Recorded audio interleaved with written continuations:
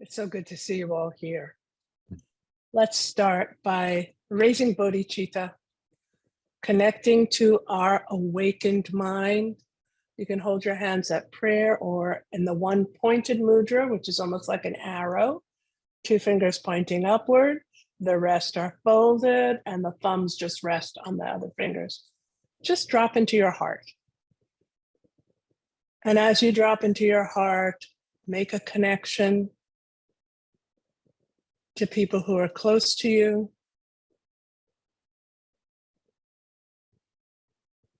Also take a moment to acknowledge all of the beings in all of the universes that are suffering.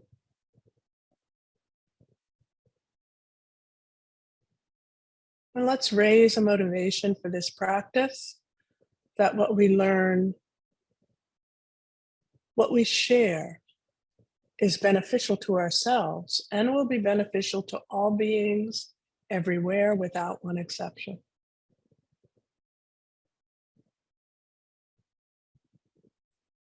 Thank you. I want to begin by acknowledging the land in which I reside. I am speaking to you from the land of the Iroquois Nation, particularly the Lenape people. And just making that connection, I think I'd like to give people just a brief moment to acknowledge and connect to the indigenous people in the lands where you're residing. Whether we know their names or not, certainly we can find that, but just to acknowledge that there were those who went before us, those who came before us. And in some instances, the land upon which we live and reside was never ceded. Let's just take a moment.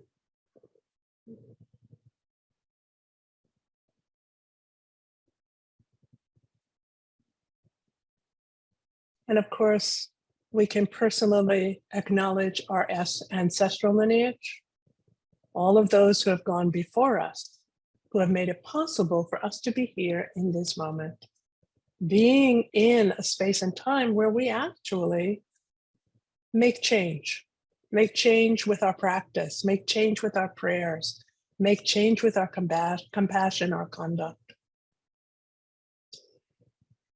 So thank you again. Feeding your demons. Oh, sometimes when people hear that title, it's like, oh my gosh, nope, I don't want to feed my demons. Give a little background. Some of you may know this. In the 11th century, a Tibetan woman named Machik Labdrön. She was a nun. She then disrobed, she married, she had children, and she developed this practice called Chö, spelled C-H-O-D. Chö is a practice of severance. It's a practice of cutting through primarily what we're clinging to. And so in Vajrayana Buddhism, there's this concept of that, we get caught up in clinging to ourself as being a real entity, as being an inherent entity, when in fact, the real self is Buddha nature.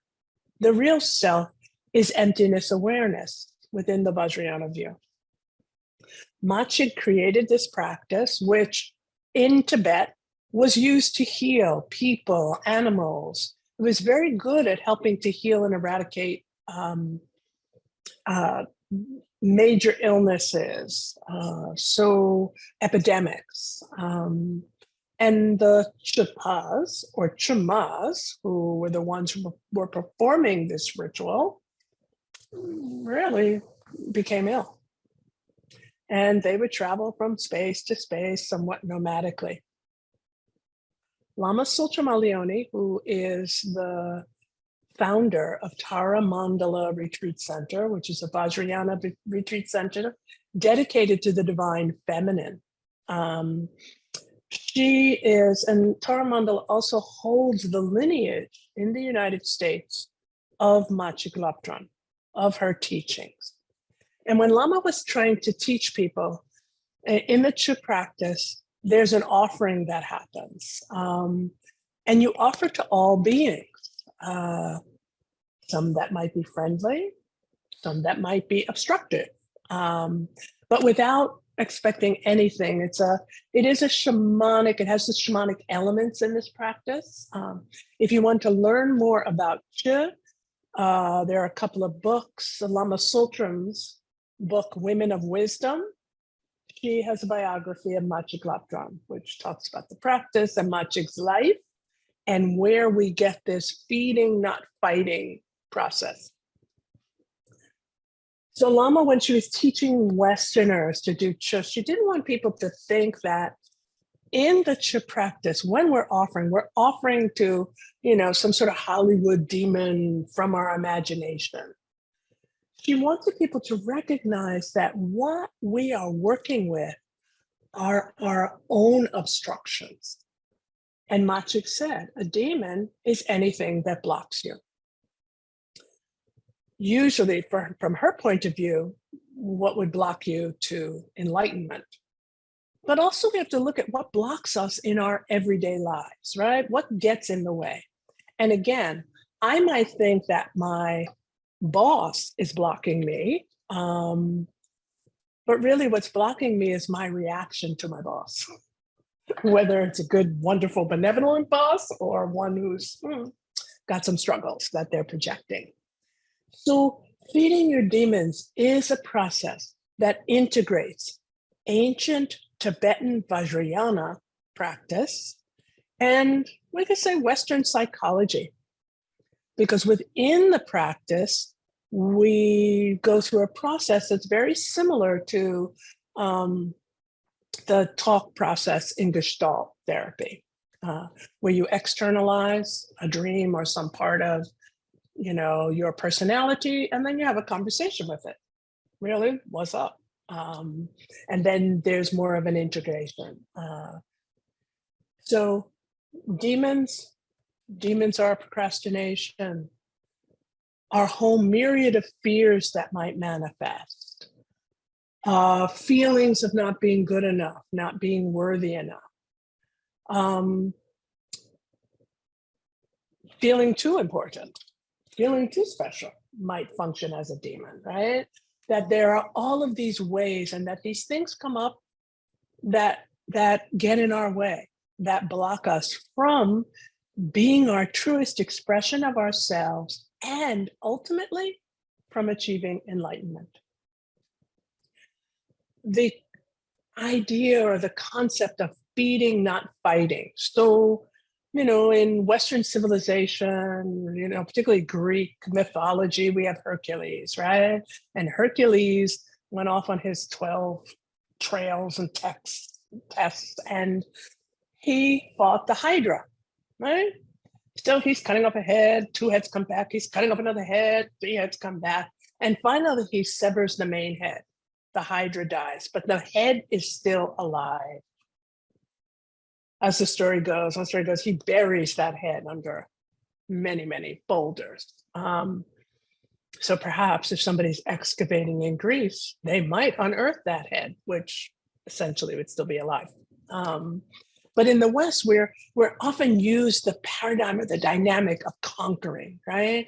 Conquering our fears, fighting, we have prayer warriors. It's a very prevalent image.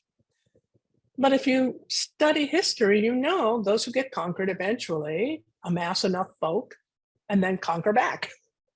Like there seems to be this back and forth.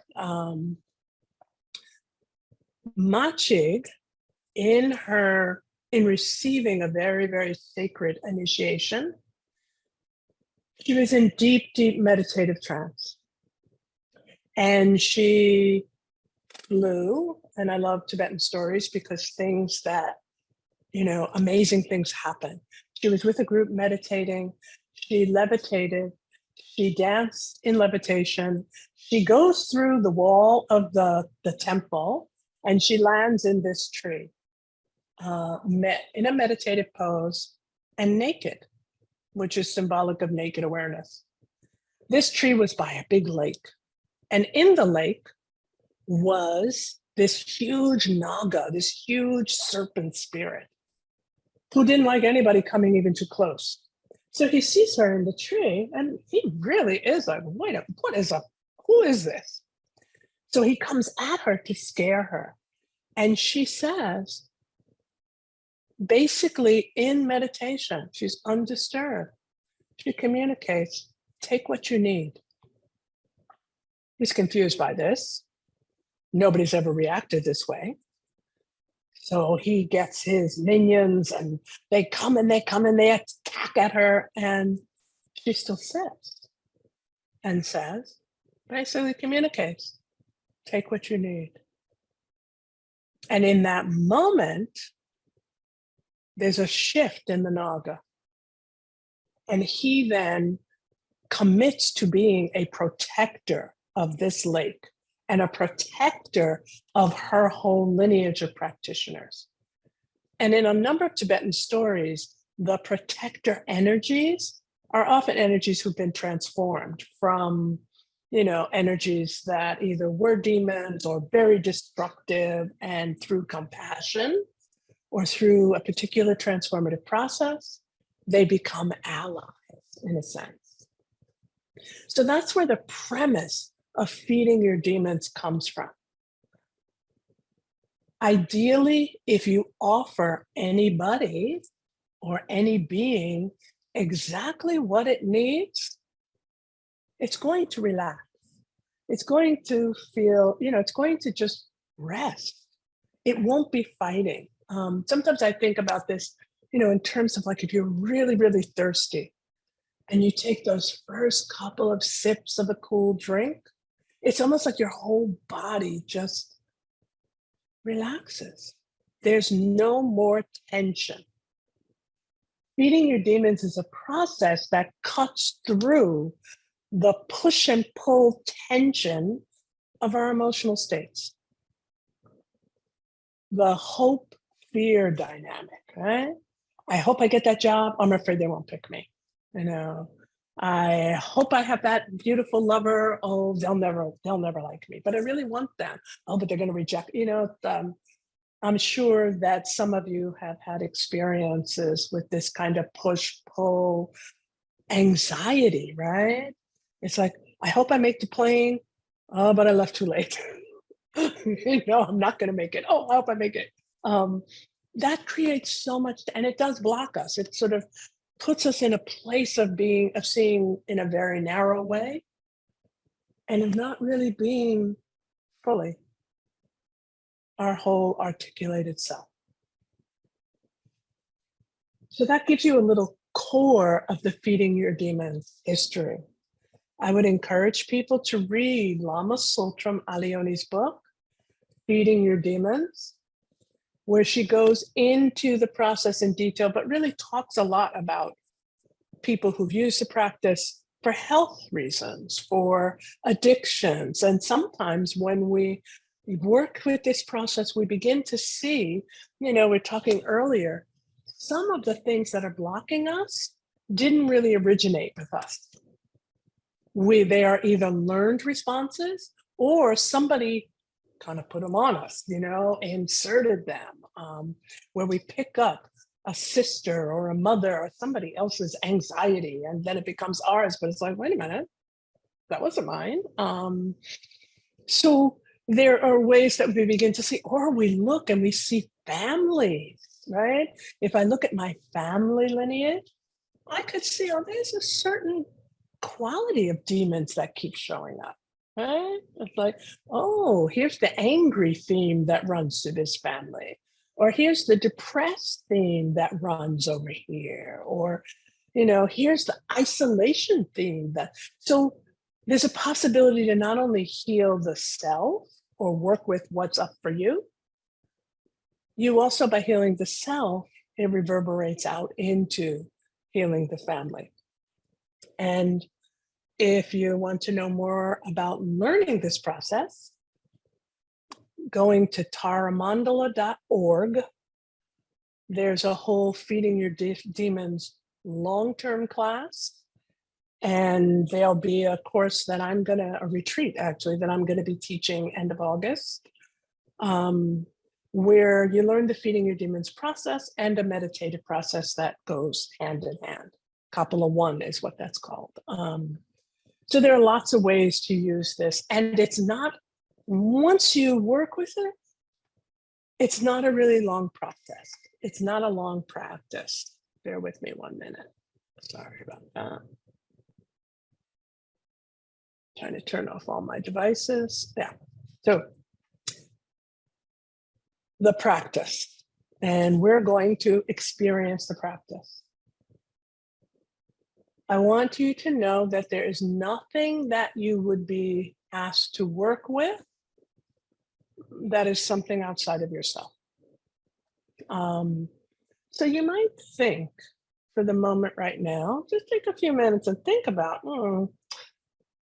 there's something that might be blocking you, something that's getting in your way. You might not want to take the biggest fear to work on right first time trying. I am going to guide you through the process. And so that you'll actually be able to experience the creation or the projection of the inner obstacle, and then the transformation of that obstacle, and the invitation or presentation of an ally that is of you and will be with you. So you can think about a moment, think about as I encourage you to set up. This process is usually done sitting and moving between two seats. Now that might not be possible the way you're set up right now. So if you're on a couch, you might start out facing in one direction, and then you would turn and face in the other direction, all right? As if you're having a conversation with yourself. If you're on a swivel chair, that works easily. If you have the possibility of two chairs or two cushions facing each other that you can work with, you can also work in that way. It is important to move from one space to the other as we go through this process. It's a basically 5-step process. So we'll take a moment, set yourself up.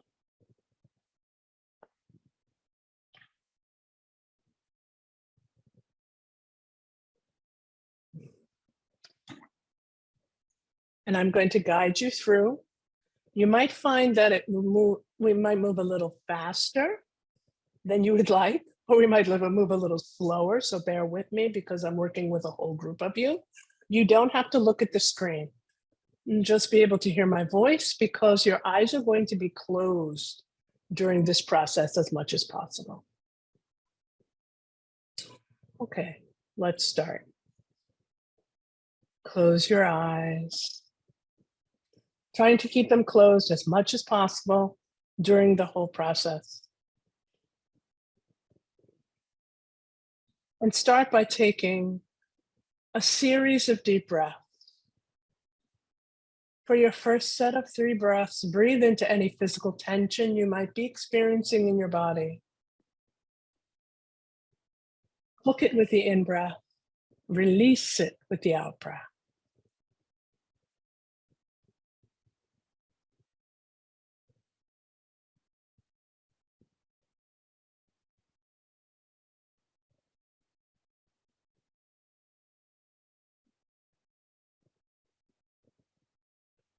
For your next set of 3 breaths, breathe into any emotional tension.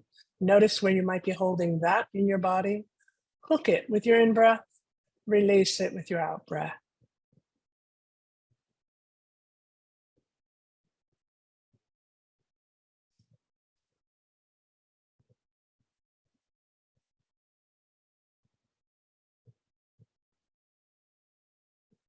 For your last set of 3 breaths, breathe into any mental tension, worries, concerns, ideas, beliefs. Notice where you might be holding those in your body. Hook them with the in-breath and just release it with the out-breath.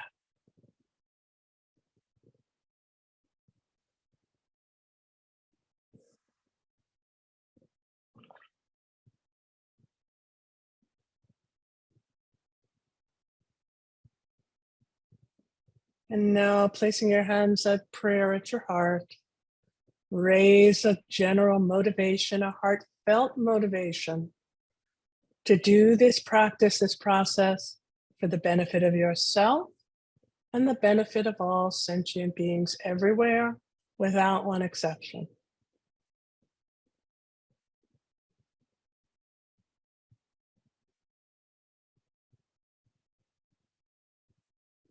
Thank you. And now thinking about the energy that you'd like to work with today, a particular emotion, a particular block, a thought. Think of a time, sometimes it's helpful to think of a time when you felt that really strongly. And as you think about this, notice where you might be holding this in your body.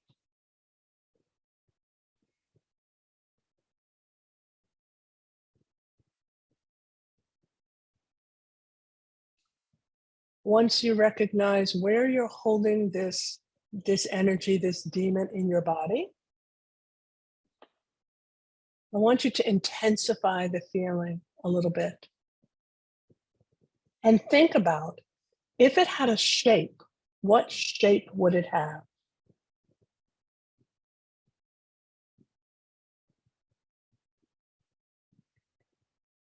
Does it have a temperature?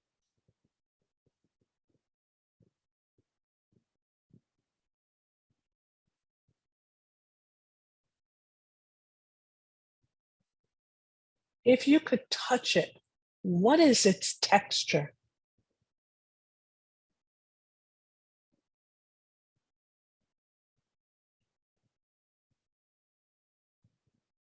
Does it have a color?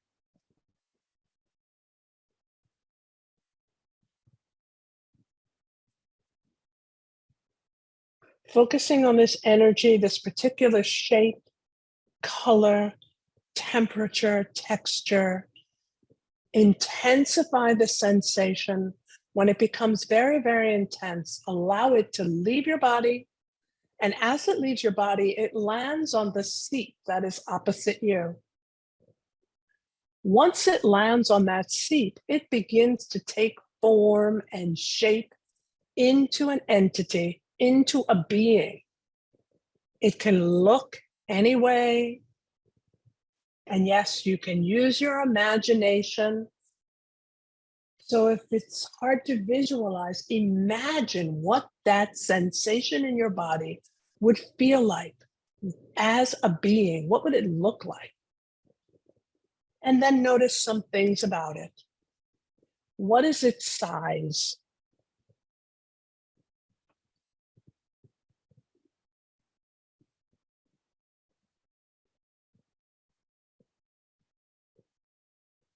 What is its color or colors?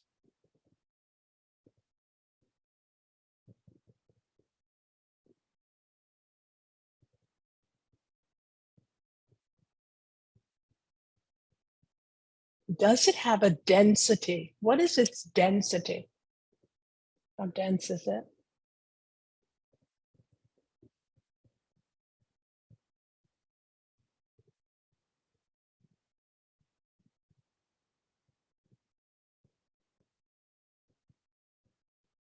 What is the surface of its body like?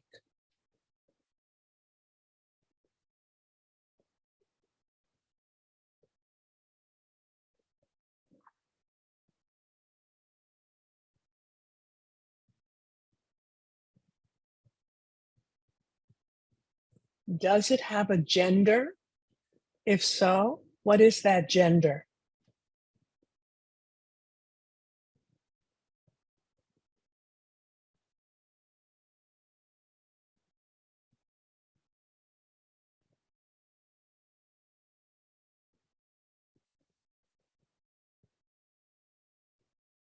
What is its character like?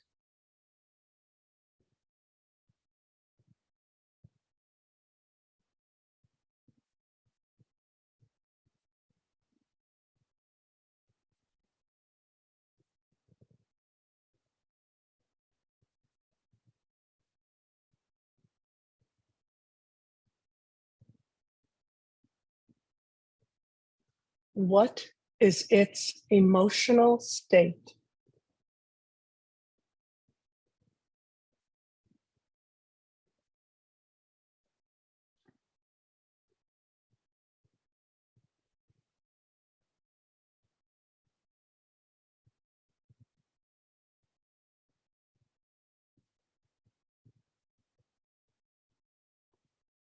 What is the look in its eyes?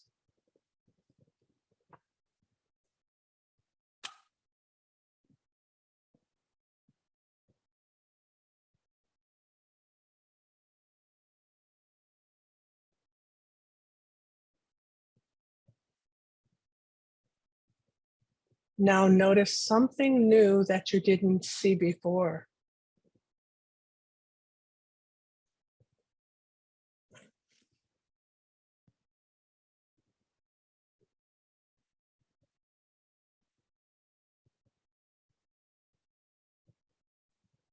Looking across at this being that is a particular size, a color, maybe a particular gender, has an emotional state and a particular character. As you look across at this being, you're going to ask it 3 questions, and you can repeat them after me one by one. What do you want? And you want to say this out loud. What do you really need?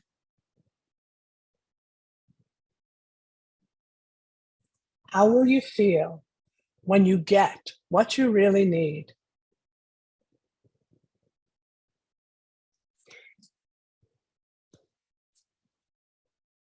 And now, keeping your eyes closed as much as possible, switch places. Turn and shift and sit in the seat or the position of the demon. Take a moment to inhabit that being's body and notice how it feels to be inside this demon. How does it feel to be inside?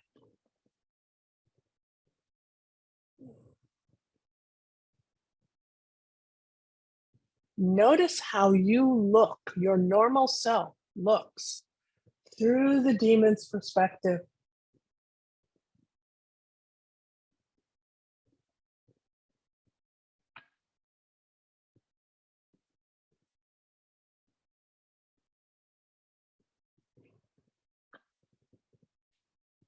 Now you're going to answer the questions through the perspective of the demon that were asked.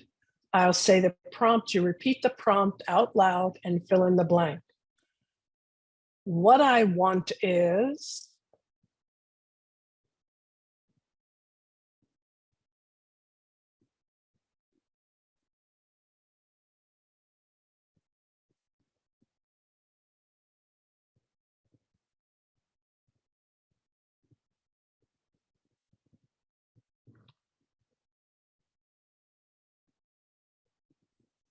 what I really need is.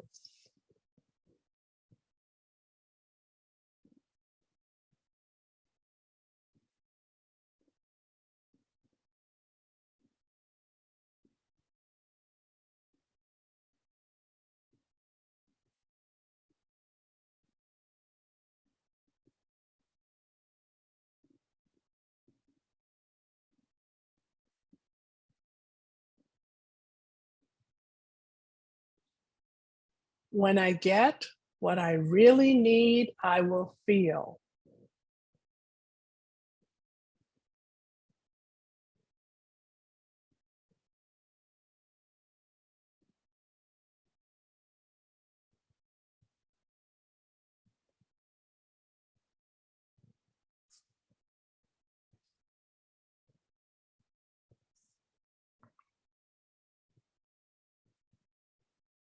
Having received the answer to the third question, holding on to that answer, how you would feel when you get what you really need. Again, switch places and return to your original position, your original self. Take a moment to settle in to you. See the demon opposite you. Now you will have an opportunity to either dissolve into a nectar that has the quality of how the demon would feel when it gets what it really needs.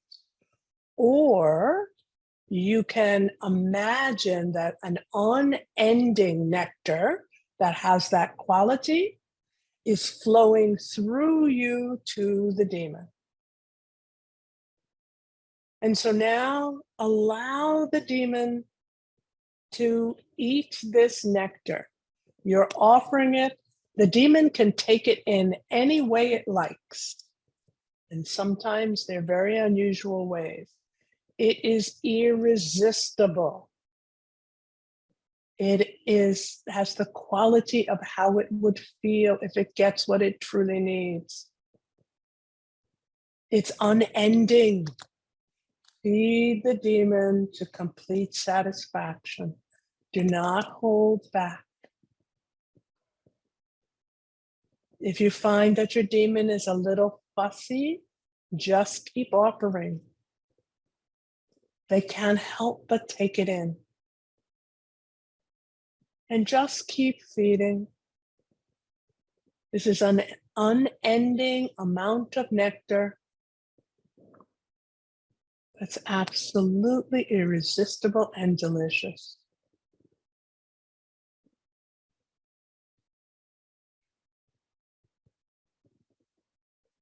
As the demon takes it in, notice if there are any changes.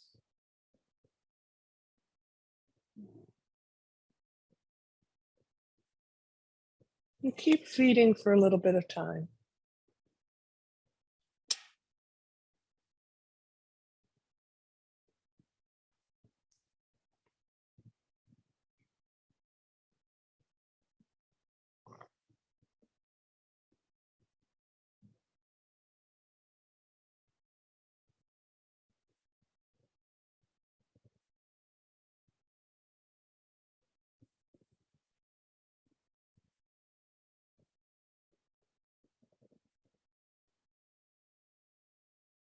Keep feeding. Keep noticing how the demon takes it in and what ways the demon might be changing.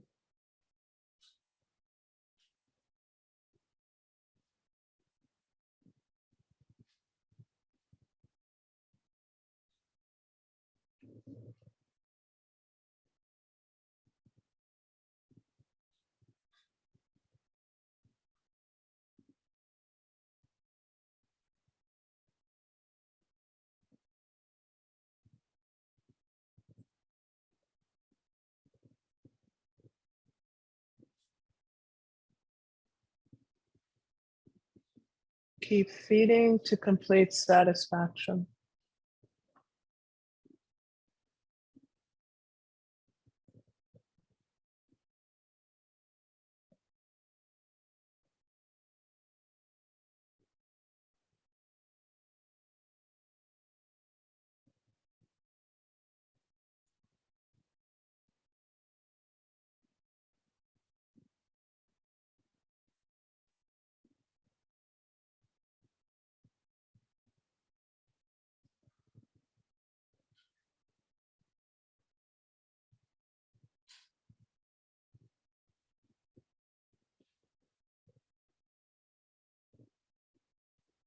And now, if your demon is not yet satisfied,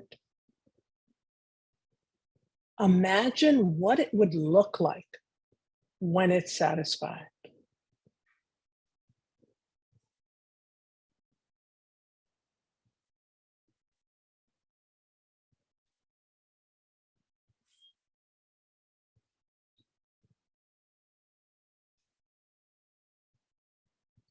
Now notice, is there a being there where the demon was?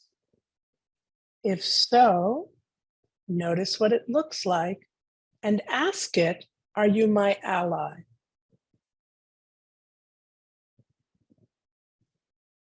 If it says no, just pause.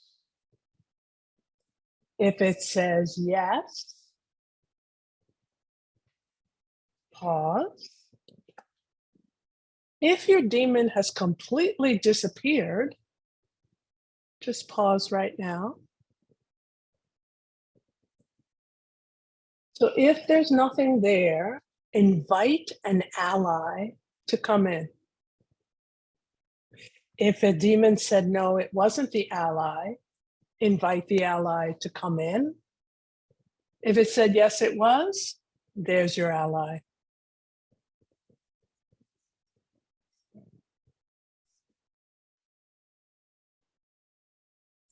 And now we're going to notice some things about the ally.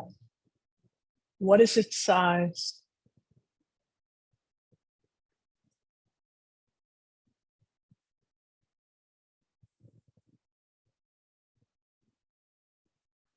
What color or colors does it have?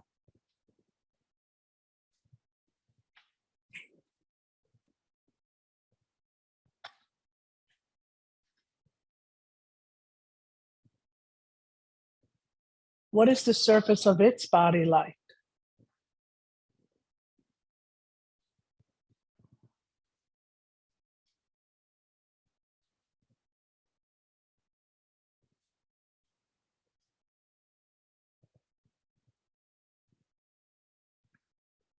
What is its density?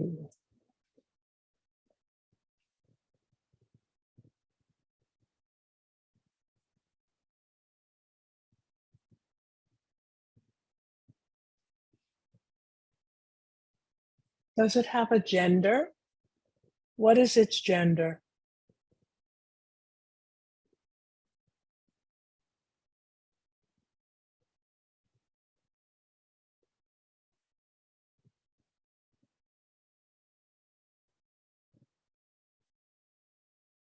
What is its character like?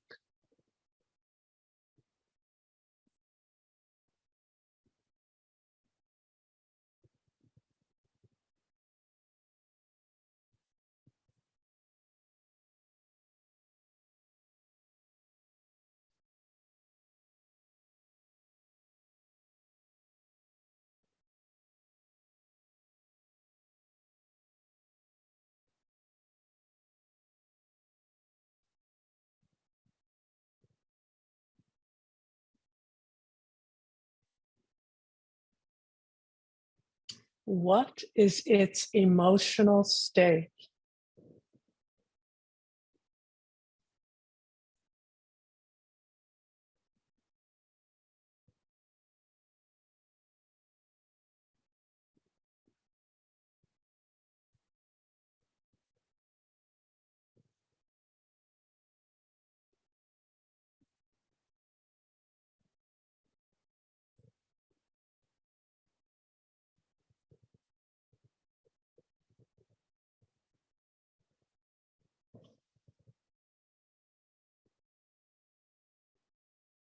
What is the look in its eyes?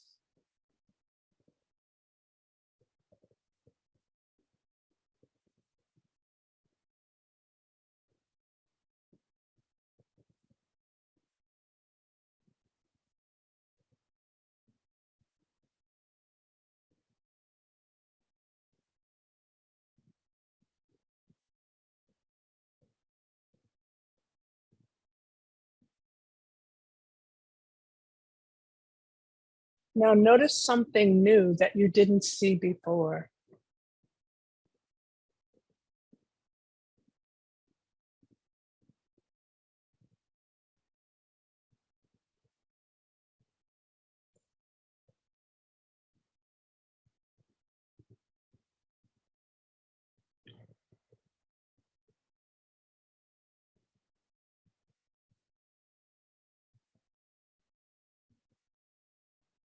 Looking across at this ally of a particular size and color, emotional state and character, You're going to ask your ally 4 questions. Repeat after me, each one out loud. How will you help me? How will you protect me?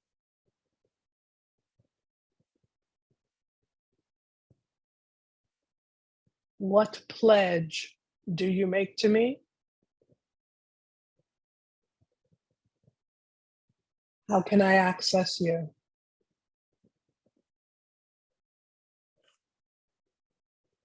And again, keeping your eyes closed as much as possible, change places, taking the seat of the ally, taking a moment to settle in to the ally's body. Notice how it feels to be in the body of the ally.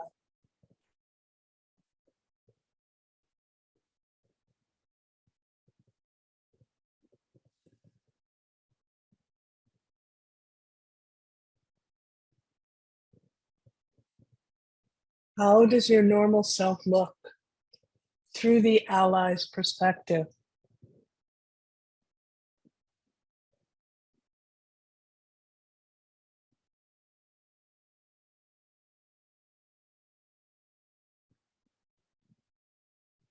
Now you're going to answer the questions one by one through the perspective or the voice of the ally. I'll say the prompt, you repeat the prompt out loud, and then fill in the blank. I will help you by.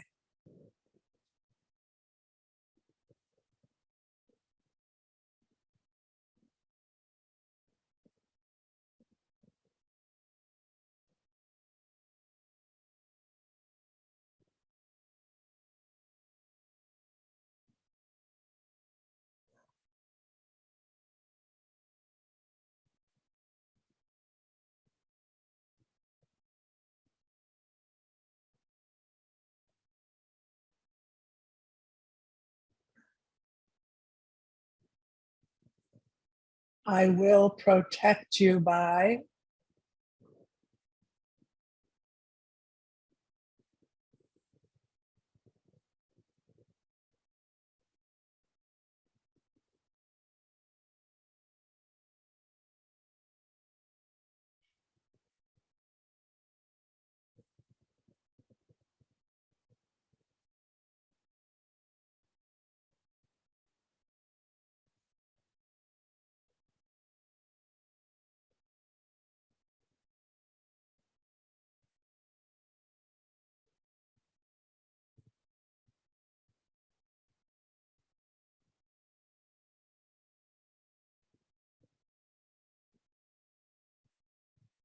I pledge I will.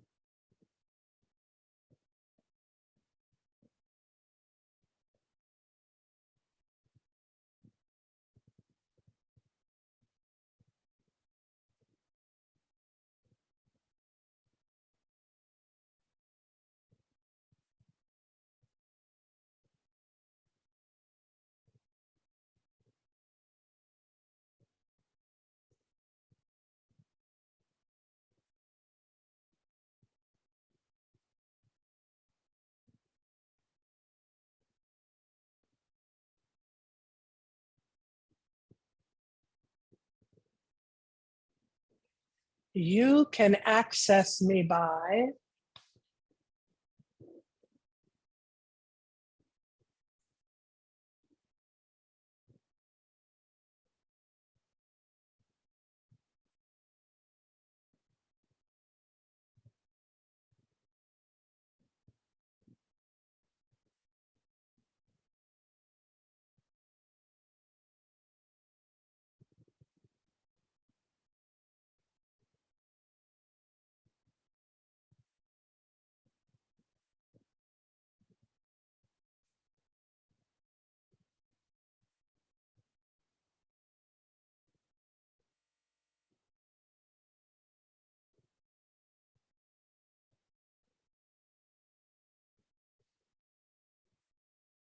Having received the answer to the last question, keeping your eyes closed as much as possible, shift back into your original seat.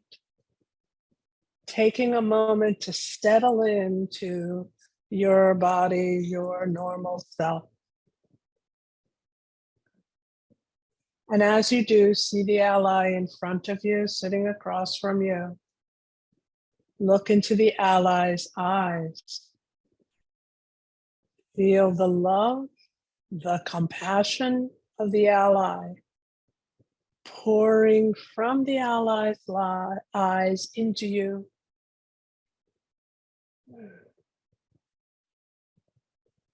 Just receiving that energy.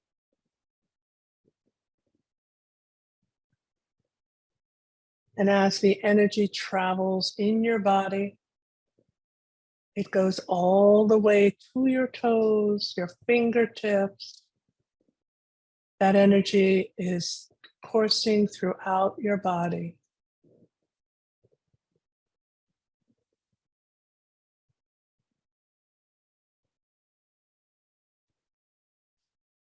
And now the ally begins to dissolve.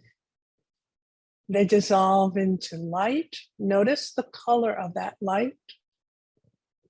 And then that light dissolves into you, lighting up every single cell in your body. Notice how this energy feels in your body.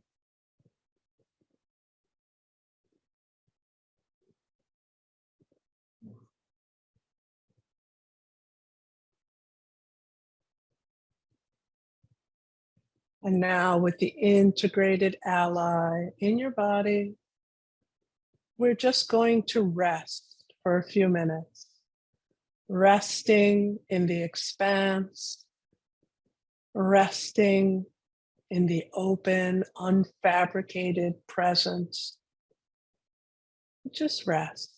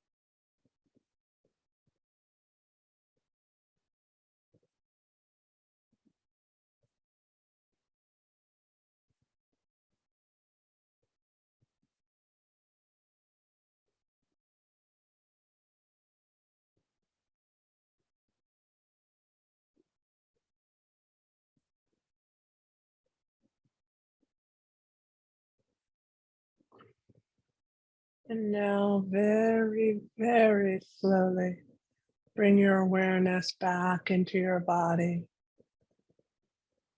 You may want to stretch your fingers, wiggle your toes, just still keeping your eyes closed. Being very, very slowly coming to the present moment. Feeling yourself fully integrated back in your body, still aware and holding the energy of the ally in your body. And whenever you're ready, open your eyes.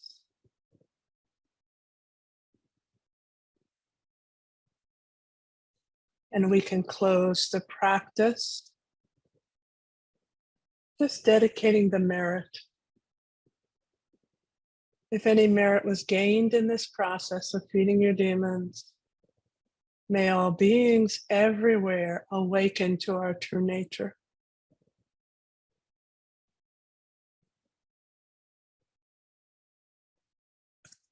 Thank you.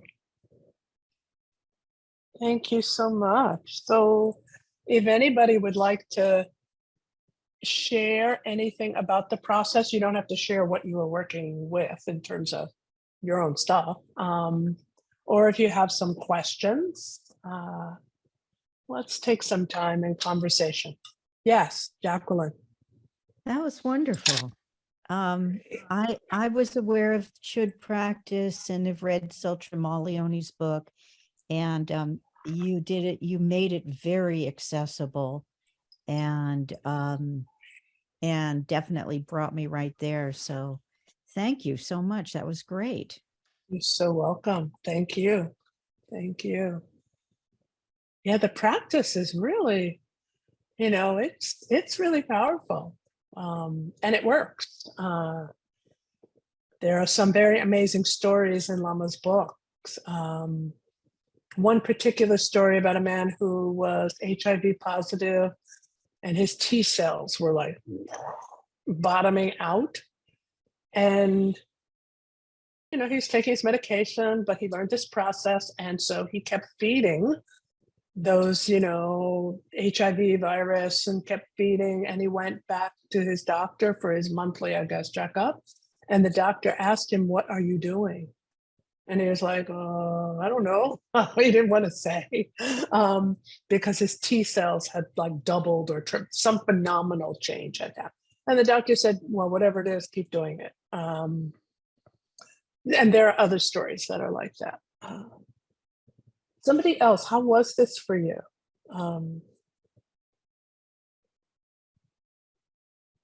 Or if you have a question about the practice or the process.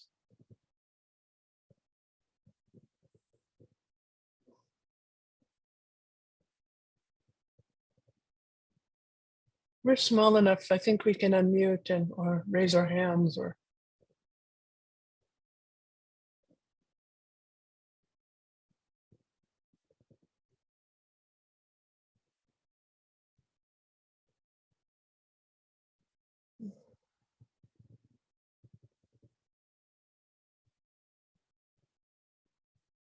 Trying to find the words. So that's where I'm at. I'm deeply grateful for it. It's really interesting, and having the space to navigate and do it was really impactful.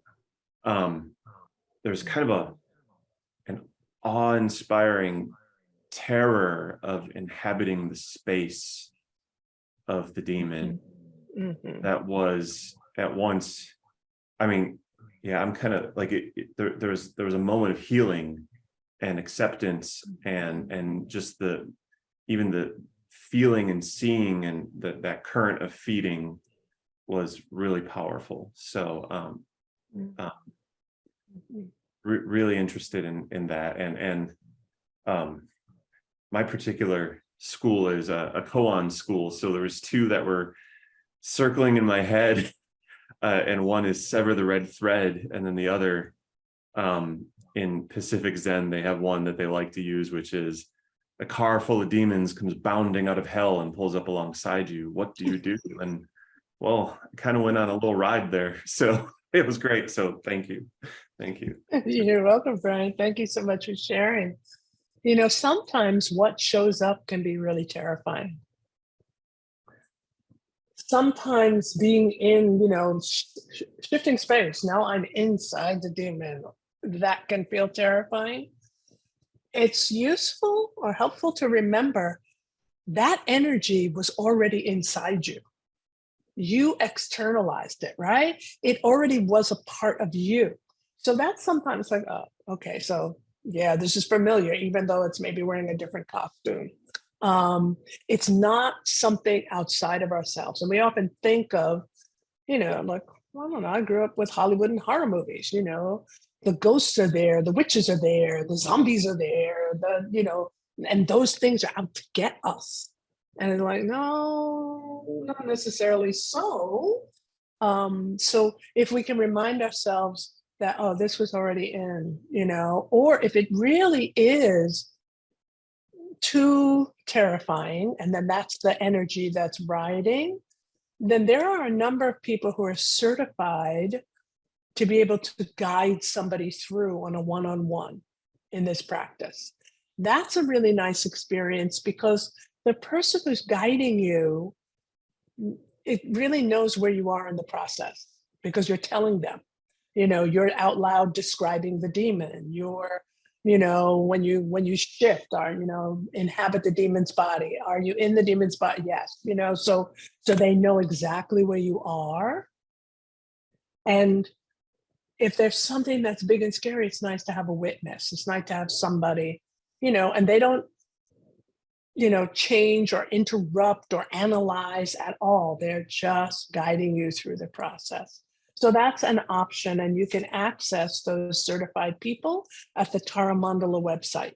There are a lot, not only all over the country, but also in Europe. So we've got folks everywhere who can do that. And so, yeah, it's just reminding yourself like, oh, this is just a part of me. Okay. And it looks this way. Oh, all right. But great. Thanks for sharing that. Someone else? Yes. I don't want to share too much, but I'll just let it roll here just a little bit. One of the blockages that I've been carrying around for my whole adult life is best expressed by this little story. Well, with my Zen teacher about 25 years ago, I probably thought I was being clever, but I told him, I said, Roshi, I'm pretty sure that when they handed out Buddha nature, I got in the wrong line. And and he didn't miss a step. He said, you're not that special, which cut me off at the knees. It was great. But that is a recurring thing that, even though I have the pleasure of all day, every day in my work, spending time with acharyas and roshis and senseis and teachers and all kinds of lineages all day long. And I have this recurring belief, a demon, that I'm never that good. I'm never going to be that good. So I'm not really that good at visualization. So as you took us through there, they were kind of chopped up, and some parts I couldn't connect, others I did. But all of a sudden, sitting across from me was this overweight, middle-aged white guy with pasty Irish pink skin and a sneer on his face, and just kind of looking at me disdainfully. I didn't like him very much. I didn't like him. But I tried to keep him, in the chair, and I may need to go back to him again. But I know he's me. That's for sure. So thank you. That's great. Thank you for sharing that. That's in some instances, what's so great about this, you actually have no idea what will show up. Even if you're working with the same issue or the same, you think it'll show up the same way. Not necessarily so. And, in some ways, like for people who have, like I say visualized, but we're working also with our imagination, which is connected to our unconscious. So people will sometimes say, well, I felt like I was making it up. It's like, that's okay. That's okay. Just keep going through the process, because the material you're using is coming out of your unconscious. So it's directly connecting to your emotional state, or in some instances to beliefs we hold. This really profound belief that I'm not enough, I'm not good enough, I'll never be good enough. It's so oppressive. And that, like a demon feeding a day. Lama did that once. She fed her abandonment demon every single day for 30 days. And by the end of the 30 days, there was a shift in that experience for her, a very profound shift. And so the process actually is a way to like cut through. And the more you can drop in without your logical brain saying, oh, that doesn't make any sense. Oh, it can't be that size. Oh, that's not real. Like, no, you don't get to play in this party. The more we get to be able to feed that energy. So ultimately, in a psychological term, it integrates, right? It's not pulling apart, because like you said, you didn't like your demon very much. It's like, no, we don't. And what do? Sometimes we push them in the garbage can. We run away from them. We develop behaviors that then become demons themselves, right? To try to avoid, to not deal. And what can come from doing this process, this practice, is that, it enhances a feeling of peace, and being able to be with some things. And again, I do want to say that when we're working with our own stuff. I am not working with my sister's anger. I'm working with my reaction to her anger, right? I'm not working with, my partner who frustrates me and it's like, no, I'm working with whatever's coming up from me. This is all about clearing the obstacles and the blocks within us. And then the more we do that, you may even see a kind of impact in your practice. And you might really recognize for a nanosecond your Buddha nature, because it's there. It's always present. And the process also, so Machik talked about demons, but then she also talked about what she referred to as gods. The gods are like our pleasure stuff, right? The gods are like, if I travel, I can only stay in 5-star hotels. Otherwise, I'm not traveling, right? The gods are, the things sometimes it's certain kinds of desires, right? That then also get in the way, right? Or sometimes I think about it, I must be hungry because I'm thinking about food. It's like, oh, I had the best lemon meringue pie. And now I'm spending my days trying to chase to get that same taste of that lemon meringue pie, right? So I have another slice, it's like, not quite there. So then I go tomorrow, get another, so I'm kind of chasing my God, which is the pleasure of this food, right? This taste. And so this process, you can work with that because Machik talked about how gods do become demons. They become things that block us. And so we get to work on both sides. And she says, the hopes and fears, 2 sides of the same coin. And that is, I think, what can support us in the, like when I was first introduced to Buddhism, it's like, I couldn't quite get the non-attachment thing. I mean, what do you mean non-attachment? Does that mean you don't care about anything? Well, I know that now, that that's not what that means, but, this way of really being able to be detached and compassionate, right? Almost like really being a witness and then some. So the process, things show up. Allies can be very, very interesting. So anybody else? I'd like to hear from some other folk about your experience, what worked, what didn't.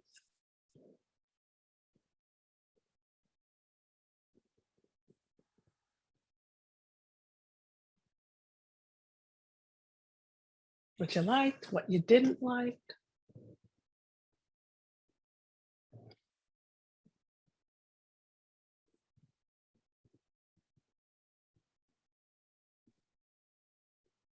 Hi. Hi. Hi. Yes. Thank you so much. I just feel very grateful. No words, just a big, big thank you. And to everyone. The part where we have the option to close our eyes or not, for me, is a wonderful safety, because I experience PTSD and closing of the eyes is a problem. So I love that, that. And I feel the sort of invitation to be with where you are, there's no force, there's no expectation. And so for me, it's a very real practical practice. and yeah, I felt practicing with you just incredibly honored, and it was a very safe space. Yeah, so thank you. Beautiful. Thank you. Thank you. Thank you for that affirmation and the sharing. And yes, most important, I think, in any practice is to take care of ourselves. So, although for some people, having our eyes closed reduces the distractions, right? For others, it feels safe. And so you take care of yourself. So if we were doing this one-on-one, I would probably ask people if they had ever experienced any dissociation. Then when we get to the feeding part, I would know that they would allow the nectar to flow through them. But because I'm doing it in a large group, I just give the option, either or. You can dissolve or not dissolve. But because the most important thing is to feed, and that the nectar comes through you, right? You're offering this. And sometimes we want to be stingy with our day. It's like, yeah, I'll feed you, but only a little bit. But like, no, feed to complete satisfaction. That's another place where people sometimes get a little stuck, because some of these demons have been around a long time and they're resistant. They don't want to change. And so they feel like they're never, ever going to be satisfied.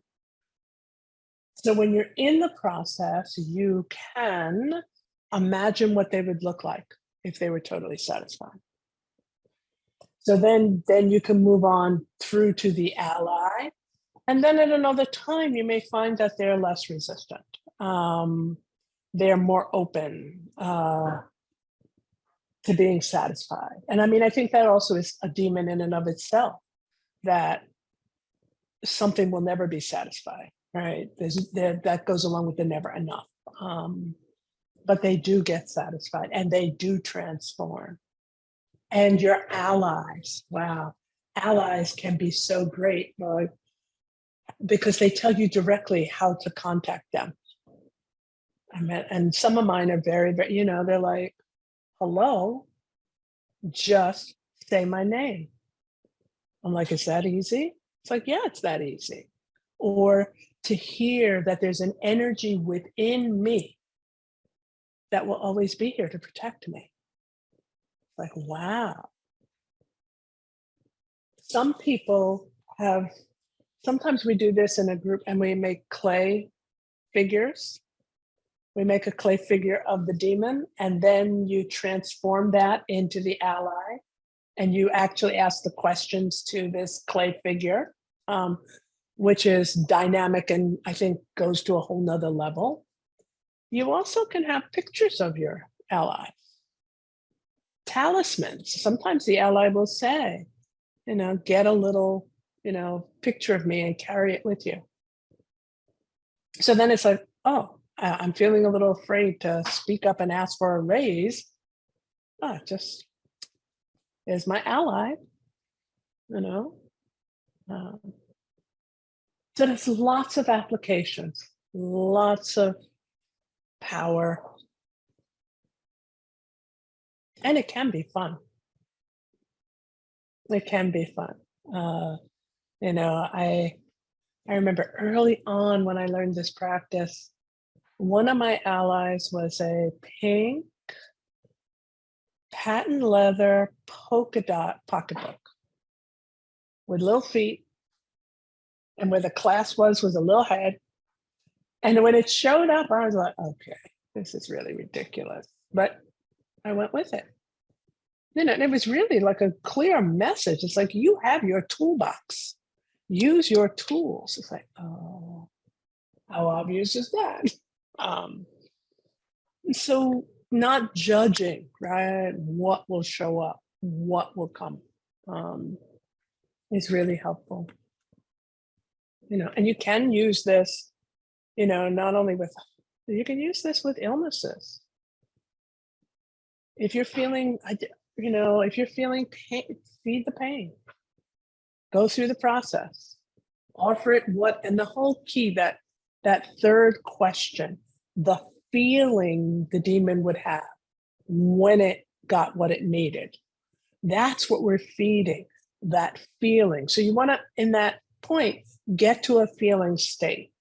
So if the demon says something like, I don't know, I'd feel like I could take care of business. It's like, okay, but how does that feel?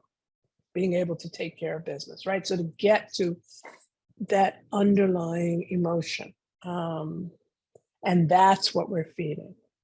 And the distinction between what something wants and what something needs. Because wants, I have a lot of wants, all sorts of things. I wanted to win the Powerball. Didn't happen. But when I look at what I need, that's a whole different deal. That gets more to the core. So, yeah. Anybody else? Question, thought, comment?